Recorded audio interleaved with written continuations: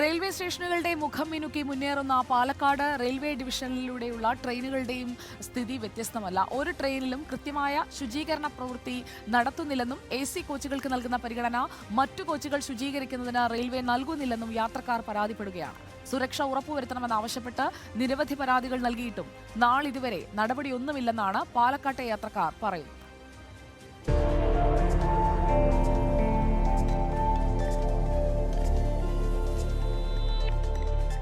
ഇന്നലെ രാവിലെയാണ് ഗുരുവായൂർ മധുര പാസഞ്ചറിൽ സഞ്ചരിക്കവേ തമിഴ്നാട് തെങ്കാശി സ്വദേശി കാർത്തിക് സുബ്രഹ്മണ്യത്തിന് പാമ്പ് കടിയേറ്റത്.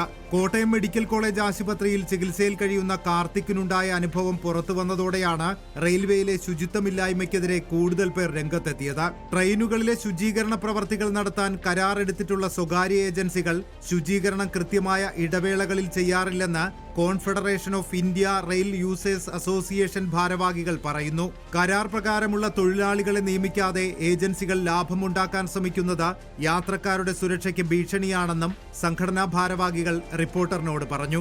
പിറ്റ് ലൈനുള്ള സ്റ്റേഷനുകളിൽ മാത്രമാണ് ട്രെയിനുകൾ ശുചീകരിക്കാൻ ആവശ്യമായ സൗകര്യമുള്ളത്. എന്നാൽ പലപ്പോഴും സമയക്കുറവ് കാണിച്ച് AC കോച്ചുകൾ മാത്രമാണ് കരാർ തൊഴിലാളികൾ വൃത്തിയാക്കുന്നത്. മറ്റു കോച്ചുകൾ കൃത്യമായി ശ്രദ്ധിക്കാത്തതാണ് ഇത്തരം അപകടങ്ങൾ തുടർച്ചയായി ഉണ്ടാകാൻ കാരണമെന്നും യാത്രക്കാർ പറയുന്നു. പ്രോപ്പറായിട്ട് ട്രെയിനിങ് നടക്കുന്നില്ല. അതിന് പല കാരണങ്ങളും ട്രെയിനിങ് കരാർ കൊടുത്തിരിക്കുന്നു. അവർ വേണ്ടത്ര തൊഴിലാളികളെ നിയമിക്കാത്തതും നിയമിച്ചവർക്ക് തന്നെ ശമ്പളം കിട്ടാത്തതാണ് കാരണങ്ങൾ പറഞ്ഞു. ട്രെയിനിൽ സുരക്ഷ ഉറപ്പുവരുത്തണമെന്നാവശ്യപ്പെട്ട് യാത്രക്കാരുടെ ദേശീയ സംഘടന പ്രധാനമന്ത്രിക്കുൾപ്പെടെ പരാതി നൽകിയിട്ടും നടപടിയുണ്ടായിട്ടില്ല. ലക്ഷക്കണക്കിന് സാധാരണക്കാർ നിത്യേനെ ആശ്രയിക്കുന്ന റെയിൽവേയിൽ യാത്രക്കാരുടെ സുരക്ഷ ഉറപ്പാക്കാൻ അടിയന്തര നടപടി സ്വീകരിക്കണമെന്നാണ് യാത്രക്കാരുടെ ആവശ്യം. റിപ്പോർട്ടർ, പാലക്കാട്.